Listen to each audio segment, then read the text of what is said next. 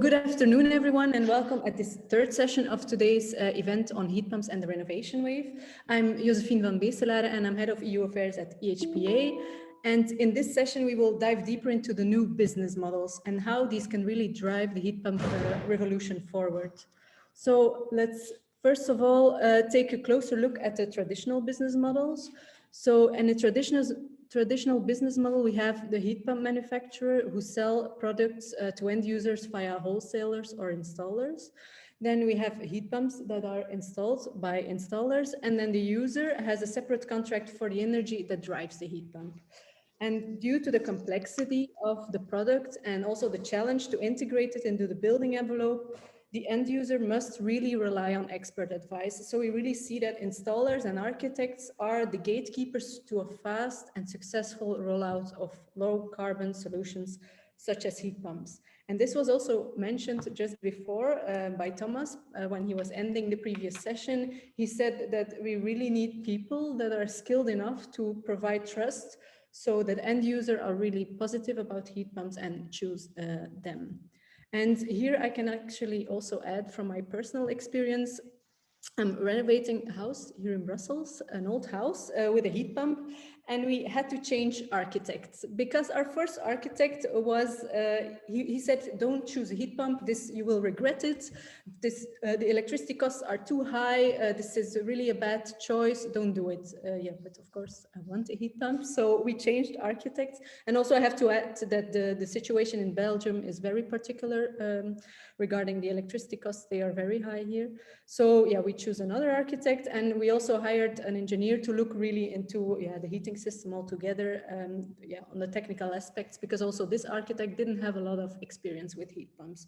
So the question of today is, how can we really overcome these limitations of this traditional approach? How can this be done through these new business models?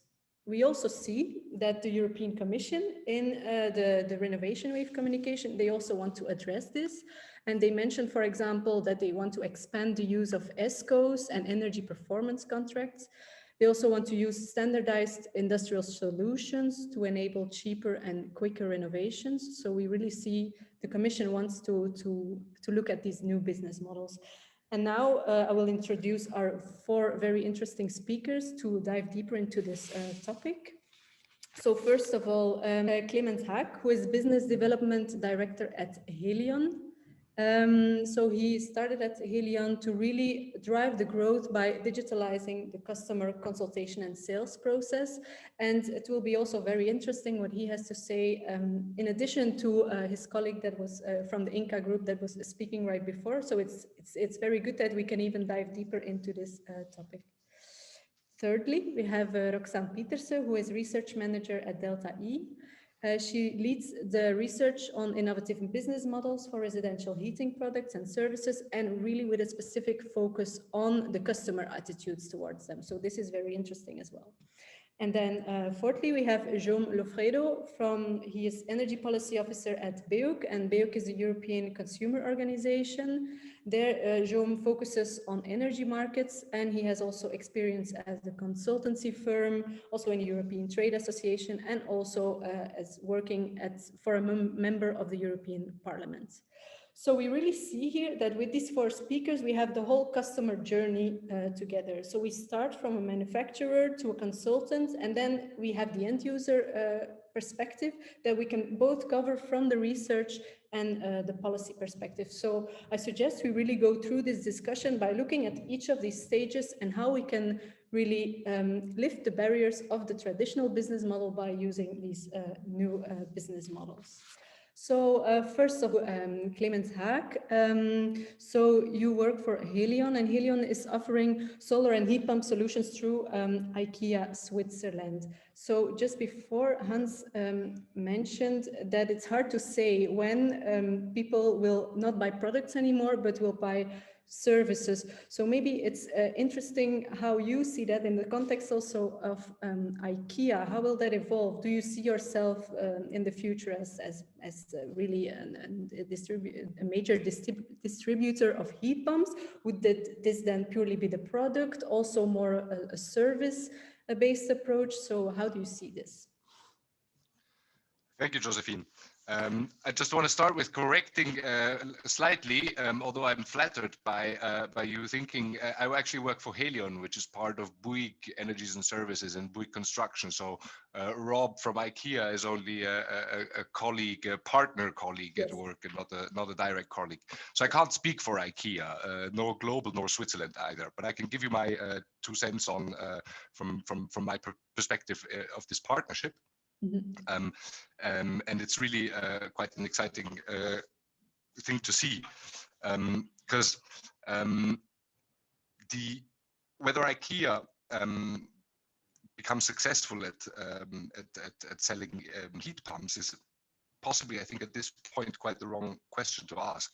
The right question to ask is IKEA actually getting into heat pumps because heat pumps have, at a technological stage, advanced and matured enough so that someone who is known for simple and easy, and you can even do it yourself, gets in on it. And I think, yes, we have reached that point. We have managed to take out a lot of the complexity and from the customer experience. And today, everybody asks themselves, every house owner asks themselves at some point, is very likely to ask themselves, should I get a heat pump? Should I get a solar system? Is there some benefit for me? So what we've done is we've digitalize the process of finding that out and answering these 3 questions that every customer is going to ask. Is it possible for me? What is possible? How much is it going to cost? And what's in it for me? Are there any savings or other advantages? And for this, IKEA is incredibly useful because IKEA has a channel, a voice as loud and as far carrying as very few other brands. It also enjoys I think, quite an outstanding brand trust. The people will say, well, if IKEA does something, then this is going to be thought through and this is going to be the best value for money there is. That has always been IKEA's ambition, continues to be. Now it's just a question whether they managed to do to heat pumps what they did to kitchens 25 years ago, because 25 years ago, IKEA was not in any kitchen market. 25 years ago, they started in a few markets, like they did with solar and now with heat pumps, a few pilots, try and figure it out, learn from the mistakes, and in a very agile, actually a very agile way, develop those business models that can ultimately change an industry and simplify it a lot for the customers. I'm quite confident that they will succeed at doing this for PV and for heat pumps as well, with our help, of course. Thanks a lot, Clemens. So it's very interesting that you say, so we managed to take out the complexity. We have been able to simplify. So that is, a criticism that is often said about heat pumps, that it's too complex. So this is a great, step forward, I would say. If we go to Roxanne Pieterse now, so you have done quite some research to understand consumers better. Well, when you see, you have on the one hand this service-based approach, so comfort as a service, as mentioned by Hans, and then we have on the other hand the simplified, more approach to the product that we would see at Helion, IKEA. So how do you see this? How long, so will consumers make this step from a product to the comfort that they want? What is your view on this? Yeah, thanks for having me. We know from the customer research that we at Delta EE do, and from other customer research that is out there, that it's really the heating outcomes that customers ultimately care about rather than the appliance itself. Heating is obviously something that's essential to have. So of course, customers will have their concerns if you suggest to them that they need to switch to a new heating device that they're unfamiliar with, particularly if it's older customers who have maybe been using the same type of boiler for decades and have been able to rely on it to keep their home warm and provide the hot water at a reasonably low cost. And I think that's where heating installers are super important, because we see that for customers of all ages, they really put a lot of trust in installers and they rely on them for advice about heating technologies, and not just the technologies, but the sort of as a service solution that might come with that. One thing to bring in here maybe is that I do often hear at sort of heat pump industry events, people suggest that, oh, if only we could make heat pumps sexy like a Tesla or like EVs, then if they had all the sleek designs and cool features, then customers would be more keen to buy them and willing to spend more than they would on a boiler. But I don't really think that we'll ever see customers caring as much about the features and aesthetics of their heating devices they do about their cars. And even if I'm being a bit pessimistic there, and it is actually a possibility, I still don't think we should make the wide-scale rollout of heat pumps contingent on making heat pumps, sexy to customers like EVs maybe are. So yeah, I think in terms of whether or not customers are ready to adopt these models, we've done some customer research recently, which is really interesting, where I know what some of the issues are that come up with these kinds of models. People are worried about being tied into long contracts. They're worried about how to get out of it if they move house or anything like that. And they worry if you say something like, we're going to control your heating for you, or we're going to put in a new technology that is unfamiliar to you. So if you can address all of those issues with the proposition, have good like exit clauses and have a clear explanation of how it will work for them, and address all of those concerns that are going to come up, that's something we tried to do in our last survey, then you see that actually the appeal is pretty high. We had 60% of respondents in our last survey saying that a heating subscription package, as we called it, was appealing to them. So I think the customer demand is there. And I think the industry appetite is there. You see it from Viessmann, you see it from Helion. But what we need to address to enable more service providers to come into the market with these types of solutions is the sort of market barriers, the energy prices, the lack of trained installers, because you can't make the business model stack up for either the provider or the customer today in a lot of countries because of these market structures at the moment. Okay, thank you, Roxanne. We will come back on these market barriers later. And I really find it very interesting that you actually say this, we shouldn't try, or we can still try, but maybe it's the wrong route to only hope that at a certain moment people will find heat pumps as sexy and as attractive as their new kitchen or their new car. So I think we have this has been a debate that has been ongoing for a long time, where as an industry we were like, how can we manage to do this? But maybe exactly these new business models where we really go into this service-based approach, that could be a shift, that we go into that direction instead of really trying to work on the product in itself and to really try to make that attractive. Just change the way the contract or the purchasing is done. Okay, then let's go to our fourth speaker, who is Jaume from BEUC, the consumer organization, the EU consumer organization.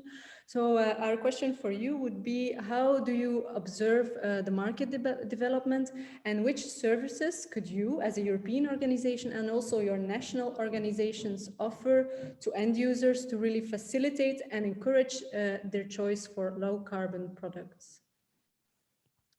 Thanks, Jozefien, and thanks for the invitation. Well, what we see is that clearly consumers are worried about the climate crisis and want the European institutions and national policymakers to take action to solve it. We know this, for example, from the latest Eurobarometer on citizens' attitudes towards climate change, in which a vast majority of respondents expressed this opinion. And we also know that consumers want to play their part when it comes to energy and want to make the sustainable energy choice. But the problem today is that the sustainable choice is still difficult and expensive for them. Whereas we know that the energy transition will be successful only if consumers are on board on it. And this means that for the success of the renovation wave and of the Fit for 55 package, we need to make sure that the sustainable energy choice becomes easy and affordable.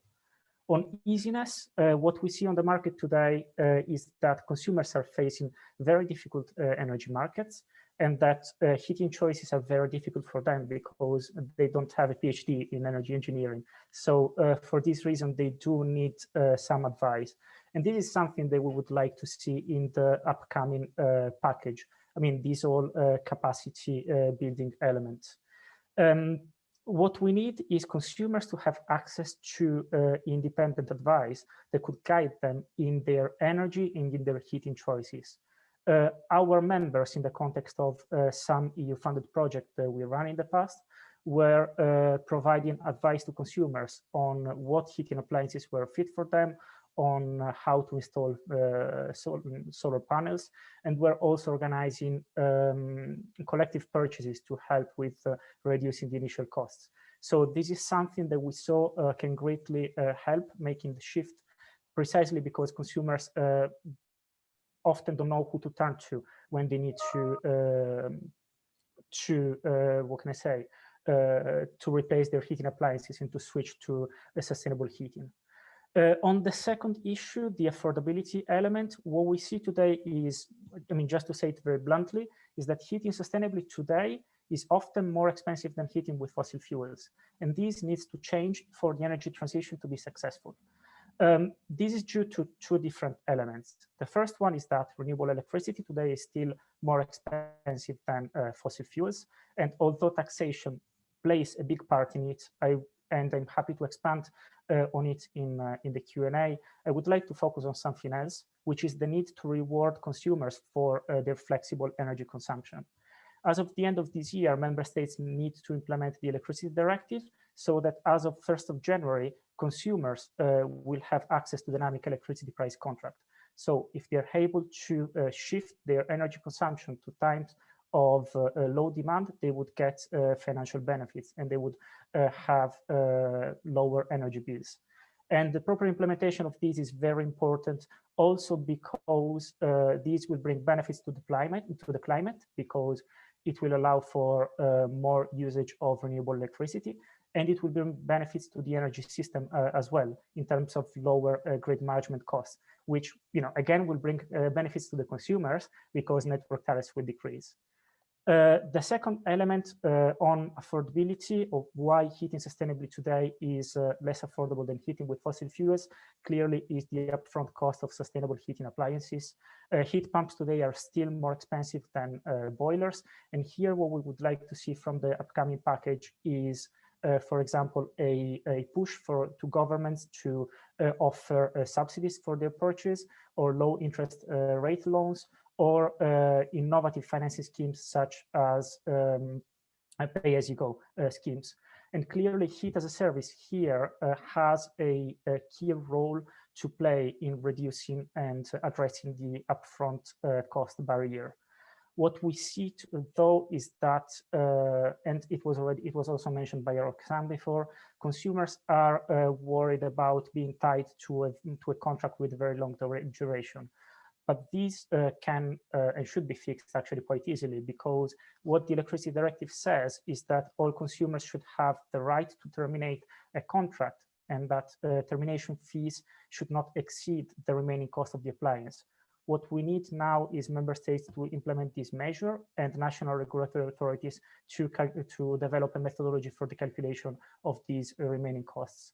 If all these things are done, I think that we're seeing a bright future ahead in which consumers will heat their home sustainably, in which the sustainable choice will have become the affordable one, the easy one, basically the obvious choice. Thank you, Jaume. So what I hear from you is, exactly these two aspects of cost. So we know how to actually solve the problem of the operational costs and the upfront costs, the elements that you mentioned. One of them is actually this new business model. So this heat as a service that could be very helpful for bringing this upfront cost down. So my question to all of you would be, so which barriers are currently still existing and how can we lift them to really have this heat as a service model, to really have this breakthrough and be available? And in my example also, when I want to renovate, that this is something that is offered to me, that is known amongst end consumers. So what do you think you can do from your company, from your organization, but also what do you think is needed at the politicals, from the politicians? What should they do to really push these heat as a service models and lift the barriers that currently still exist? Maybe Ms. Hagg, what do you think from your side you can do to really make, ensure a breakthrough of this new business model? I think we need to continue to take complexity out, make it as simple and as easily accessible as possible for our end customers. Generally, I think not just us as Helion, but all of us together, manufacturers, government regulators, etc., we should try and create more suction than pressure in order for the adaptation to go smoothly and be predictable. I think that's also very important from a Helion perspective. Is we know today it's difficult to tell a customer what in 5 years down the line his oil heating will cost him, because we don't know what the cost of CO2 in 5 years down the line will be. Will it be the same as today? Will it be more? How much more will it be? So we're operating under a certain amount of uncertainty, and the more certainty we have, of course, the easier it is to develop business models. Then I think there's tactical issues that we should tackle. Tax credits, direct subsidies for switching from fossil heatings to clean heating is something that can help. Generally, the cost of CO2 emissions is mentioned. And then from our perspective, also building permission simplifications. The amount of hours that every single project requires in forums and notifications and periods you have to wait, and authorities that lag behind in time, etc. That's a great deal of hassle and thereby cost in the system, which is of course much simpler because we've had decades to develop them for oil and gas heatings. And then we think what we can do, and what we try to do as best as we can, is create the circumstances for convincing the most customers who go forward and who will eventually switch. And those we believe are maybe not exclusively these, but amongst the most important are to have, of course, a convincing value proposition with the respective services that go with it, if useful, financing solutions, etc., so you can have savings from day one. A very simple and very easy customer experience, ready, and digital tools are of immense help. I'm quite impressed, Hans, by your close the deal on the website, on the calculator. Do this now. Bam, I sign and I buy. That's what we need to get to.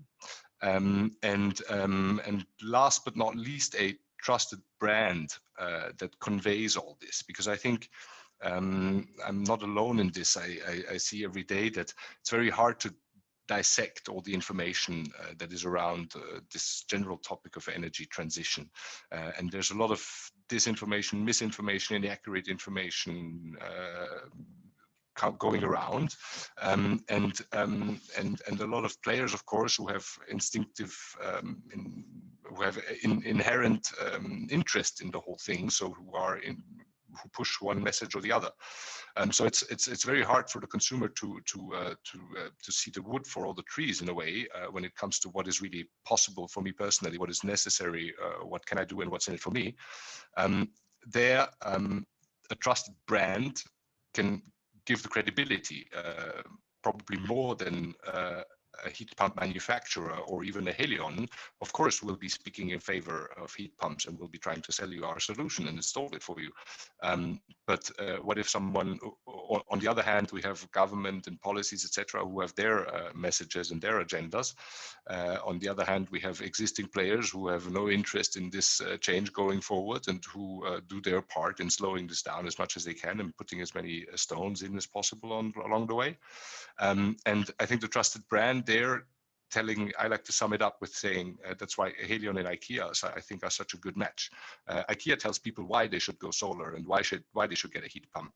And people will be listening to IKEA because they don't immediately see them as having an interest in the whole thing, and which they don't actually, or not more or less than all of us do, really. And then they say, well, actually, we're just IKEA. There's Helion, the building technology specialist, and they're going to tell you exactly how to go solar, how to do the heat pump. So we have this why from one player, how from the other, and the smooth customer journey going right through it. Okay. That's what we intend to build on and contribute to make this process scale. Thank you, Clemens. We are running out of time, so to Jaume and Roxanne, I would really like to ask you from a policy perspective, what do you see as really, we have heard a lot of things that need to be tackled, need to be addressed, but what do you see as really the #1 priority now that should be addressed to really have a large scale rollout of heat pumps, and specifically with these new business models? What is for you the key change that needs to be done by policymakers? Maybe first Roxanne. Sure. So for me, I mean, in addition to everything that's already been said, I think we need regulations that put service providers on the same side of as customers.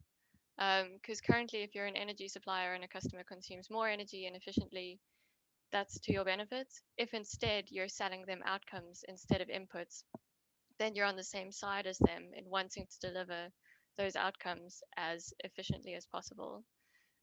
So in addition to all the other things that need to be changed around prices and having the necessary consumer protection regulations, it's also changing the way we regulate energy supply so that customers benefit and suppliers benefit at the same time. Okay, thank you. This is a new insight, very interesting. Jaume, what would you propose? Well, I would focus on one big thing and one small thing. So the big thing would be the Energy Efficiency Directive has been effective in promoting efficient products in the past. It should be reinforced basically so that all actors in the value chain actually receive the right signals and the right incentives. The small thing would be actually making sure that these heat as a service offerings are included in price comparison tools. Many consumers rely on price comparison tools to pick their electricity or their gas supplier. And at the moment, what we see is that these offers are not always included in comparison tools. If we can find a way to effectively and fairly include these offers in comparison tools, this would be a very powerful instrument. Okay.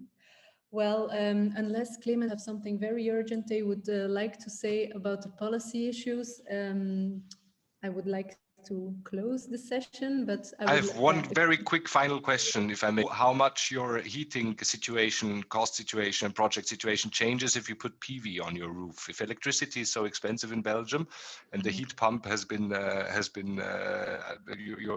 your supplier said don't do it because of the cost, then what if you put PV on the roof at 6 cents a kilowatt hour, and do the math once again then?